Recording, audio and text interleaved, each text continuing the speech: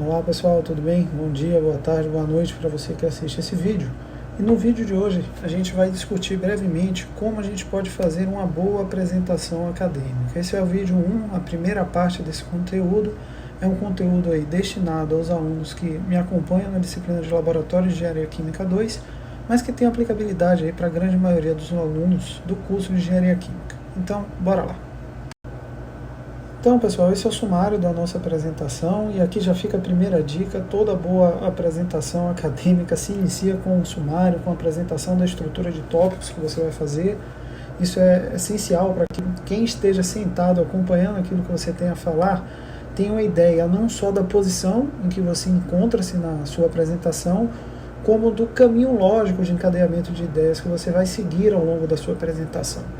A nossa apresentação aqui, ela vai estar dividida basicamente em 5 partes. Essas 5 partes serão compartilhadas para vocês em 5 vídeos diferentes. Nesse primeiro vídeo, nós vamos discutir como passo 1, como é que a gente pode superar o medo de falar em público. No nosso segundo vídeo, nós vamos discutir estratégias para que a gente consiga se preparar com antecedência em relação a determinada apresentação. Terceiro vídeo, eu vou chamar a atenção de vocês para que vocês consigam chamar a atenção da sua plateia para aquilo que realmente é importante dentro da sua apresentação. No tópico 4, nós vamos discutir um pouco sobre o preparo de slides, o que é que a gente pode usar de estruturas fundamentais e básicas para garantir que a gente tenha slides de qualidade. E por fim, no último vídeo aí dessa série, a gente vai discutir algumas dicas mais específicas para que a gente consiga se manter estável durante o momento da apresentação. Então vamos começar a nossa discussão aí sobre o tema.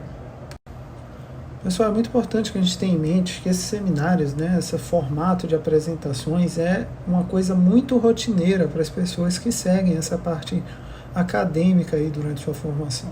Esses seminários ocorrem basicamente desde o nosso ensino fundamental até o doutorado, muitas vezes de formas repetidas. Muitas vezes a gente vai fazer apresentações individuais, apresentações em grupo, mas iremos fazer muitas apresentações ao longo do nosso processo formativo educacional. Ao longo dos nossos estudos, a gente vai fazer esses seminários em diferentes escalas também de complexidade e de grau de formação. Por exemplo, iremos apresentar alguns trabalhos em grupo de forma menos formal aos professores das nossas disciplinas, por exemplo, mas para aqueles alunos que forem fazer porventura alguma iniciação científica, muito provavelmente vocês vão ter que apresentar os trabalhos que desenvolveram durante esse período em congressos, até mesmo apresentar alguns artigos científicos relacionados com sua pesquisa, e além, claro, e óbvio, das formações que a gente tem de trabalhos dentro das disciplinas e dos próprios trabalhos de conclusão aí, relacionados tanto aos trabalhos de conclusão de curso de graduação, como de mestrado e doutorado, porventura. Então, essa estrutura de apresentação é muito comum dentro da nossa carreira, dentro do nosso processo formativo comum aqui, E é muito importante que você tenha em mente também que no momento que a gente está aqui na disciplina, você com certeza já assistiu e fez apresentações em uma quantidade muito grande, e para várias dessas apresentações você considera que fez uma boa apresentação. Entretanto, para outras, você também considera que fez apresentações ruins. É essa a ideia principal que você tem que ter em mente. O que é que diferenciou essa apresentação boa dessa apresentação ruim? Como você conseguiu chegar em um grau de produção que você considera bom para a sua apresentação em uma determinada apresentação e outra apresentação você chegou em uma apresentação ruim? Como eu vinha falando antes, essa é a grande questão. O que você precisa ter em mente é: se a gente assistiu várias apresentações que de certa forma geraram desconforto enquanto assistíamos ou enquanto apresentávamos, caso fôssemos os palestrantes nesse dia, e se a gente sabe o que é que condiciona para nós uma apresentação boa e o que é que condiciona para nós uma apresentação ruim, por que motivo a gente continua errando e fazendo apresentações ruins? Essa é a grande pergunta que fica quando a gente fala desse tipo de tópico, Onde a gente tem essa linha limite do que é uma apresentação boa e do que é uma apresentação ruim, onde a gente pode conflitar essas informações para chegarmos a ter uma estrutura que positivamente vai agregar e fornecer apresentações de qualidade dentro do nosso processo formativo. É para responder a essa pergunta que eu acabei de fazer para vocês que a gente tem essa aula aqui dividida nesses 5 tópicos, e a partir de agora a gente vai começar a discutir o primeiro tópico desse conteúdo, tá? Que é o tópico talvez mais relevante, talvez o tópico que gere mais problemas dentro desse processo de apresentação aí de conteúdos e apresentação de seminários ao longo do processo formativo de vocês, que é o medo de falar em público. Falando diretamente com vocês, pessoal, sobre superar o medo de falar em público. A primeira coisa que a gente precisa ter em mente é entender como a gente faz uma apresentação de trabalho inesquecível. E para fazer isso, a primeira coisa que a gente precisa entender é a causa desses erros. Por que cometemos erros ao longo da apresentação? E a resposta é basicamente única para essa pergunta. O que ocasiona erros é o medo, ou vergonha, né, que a gente tem de falar em público. Isso aqui é a causa primária aí dos erros e equívocos que cometemos ao longo das apresentações. O medo de falar em público ele é categorizado como uma espécie de fobia social, e ele é decorrente muitas vezes do julgamento que a gente tem em relação ao que as pessoas vão julgar da gente, né? Como as pessoas podem apreciar aquilo que estamos falando, como as pessoas podem achar ruim aquilo que a gente está falando, e a gente tem medo de ser humilhado ou ridicularizado em público, especialmente dentro do meio acadêmico.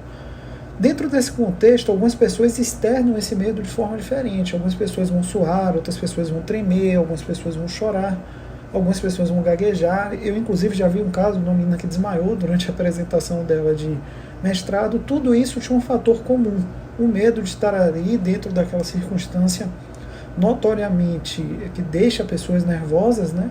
Mas, acima de tudo, a incapacidade da pessoa de lidar com essa situação dentro daquele contexto que a ela foi apresentado naquele momento. E um detalhe muito importante, observe que todas essas formas aqui de externar medo têm um fator comum, que é externar o medo de forma aparente. Isso aqui é um detalhe muito importante dentro disso que a gente está conversando aqui nessa aula. Por que eu falo para vocês que externar o medo é um detalhe importante? Mesmo os grandes palestrantes, se a gente pegar, por exemplo, o Leandro Carnal, que é um grande palestrante aqui no Brasil, ele admite que ele sente medo, que ele sente um friozinho na barriga antes de iniciar a apresentação dele. Esse medo de falar em público é muito mais comum entre as pessoas do que a gente imagina que possa ser, tá? Algumas pesquisas relatam, por exemplo, que as pessoas têm mais medo de falar em público do que de morrer. Então, observem aí a característica comum que esse medo tem em relação aí à notação e ao comportamento das pessoas, tá? Esse medo ele está muito, mas muito mesmo ligado àquele famoso medo de esquecermos de falar coisas importantes dentro do tempo que dedicamos à nossa apresentação. Ou seja, aquele famoso medo de dar branco. E isso acaba por levar a pessoa que está fazendo a apresentação a cometer um outro erro muito grave, que é carregar os seus slides com texto. E esses slides carregados com texto se tornam quilométricos, a pessoa que está apresentando passa a não mais apresentar, e sim a fazer uma leitura daquilo que está escrito nos slides, e aí a gente perde completamente o sentido da apresentação. Então, observem que o medo vai desencadeando aí uma série de erros que diminui a qualidade geral daquilo que a gente entende como o que seria uma boa apresentação. Vamos voltar um pouco nossos olhos para aquilo que a gente tem como ambiente aqui, que é o fruto dessa aula, né? O ambiente acadêmico. O que é que acontece mais especificamente quando a gente fala de ambiente acadêmico? Em disciplinas acadêmicas, o vilão do medo é o professor. É o professor que vai lhe avaliar, é o professor que vai acabar por atribuir uma nota àquilo que você está apresentando, e normalmente é essa avaliação que gera medo e tensão nos alunos. Claro que também tem a avaliação dos colegas, e algumas pessoas sentem nervosismo por estar sendo avaliado e assistido por colegas ali ao longo da apresentação. E muitas vezes, enquanto docente, eu já observei apresentações que eram extremamente promissoras, que eu acompanhei o desenvolvimento da apresentação, se tornarem ruins na prática por conta desse nervosismo associado com esse momento da apresentação em si.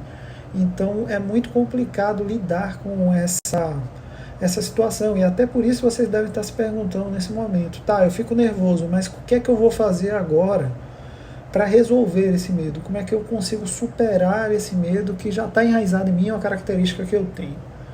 O primeiro passo que vocês têm que ter em mente é que esse medo é comum. Isso aí já vai tirar um peso enorme das suas costas. Se você tiver a ideia de que, eu tenho medo de apresentar, mas várias pessoas têm esse medo, basicamente todo mundo do planeta Terra tem esse medo. A Ivete Sangalo vai subir no palco para cantar, ela vai ter esse mesmo medo que eu estou tendo aqui nesse momento. Claro que o dela é muito maior proporção, porque o público dela é muito maior do que o meu, mas se você for se expor numa plateia, você vai sentir medo. Então você precisa entender primeiro que toda e qualquer pessoa no planeta vai ter esse medo em algum momento na vida dela. Com isso você vai conseguir lidar melhor com o seu próprio medo. Por exemplo, seus colegas, seus professores, todo mundo, assim como você, precisa lidar com esse medo, precisa lidar com esse frio na barriga antes de um momento de apresentação.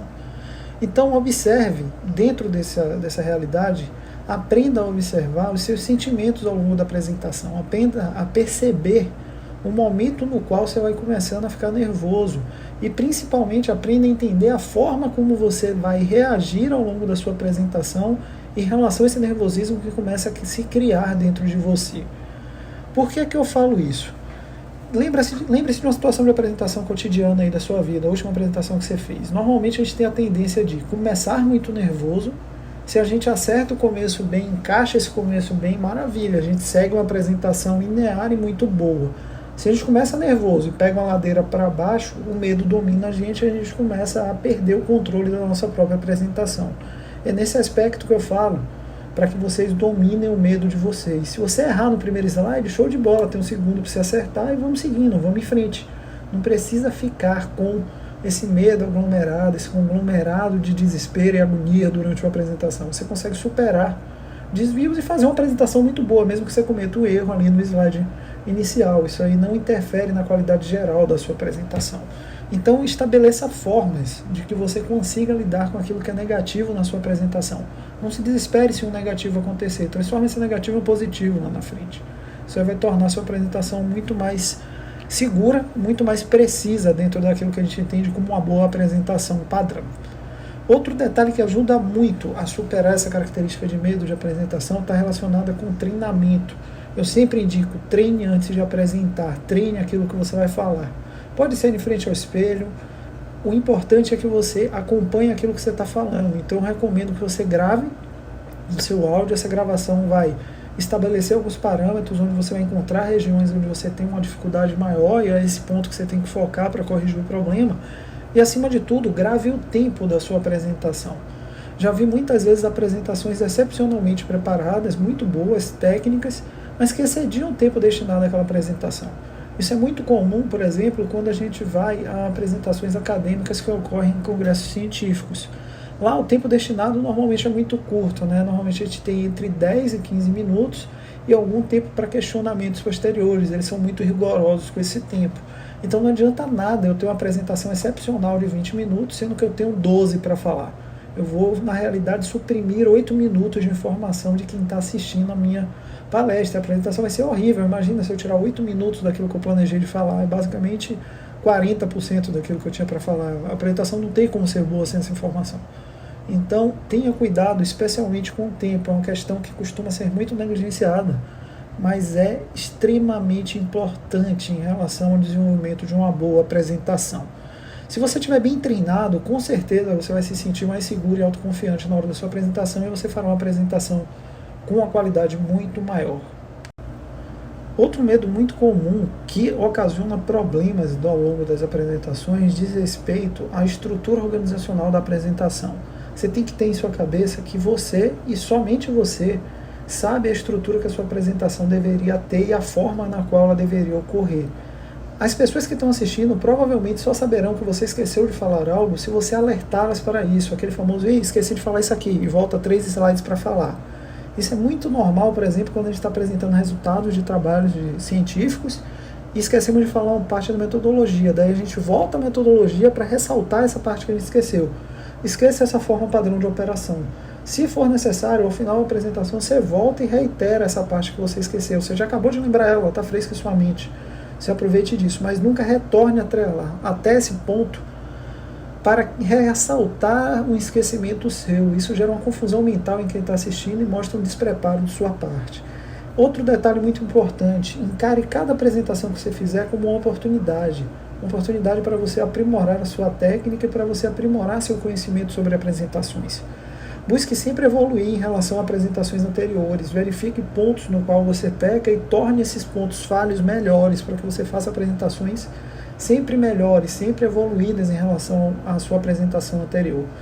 Por exemplo, eu tenho uma dificuldade de falar extremamente rápido. A cada aula que eu gravo aqui, a cada videoaula dessa que eu gravo para vocês, eu treino essa cadência de fala, eu tento falar um pouco mais devagar. Sei que estou longe de conseguir isso, continuo falando de forma muito rápida, mas acreditem, eu estou falando muito mais devagar do que eu falava há algum tempo atrás. Eu sempre falei rápido, é um momento de apresentação, o encadeamento de ideias às vezes fica embolado para quem está assistindo, mas o objetivo é trazer essa compilação de ideias aqui de forma mais clara para vocês, falando de forma mais cadenciada. Então eu sei qual é o problema e tento atacar o problema a cada apresentação que eu faço. Essa é a ideia padrão aí para que a gente consiga superar essa característica.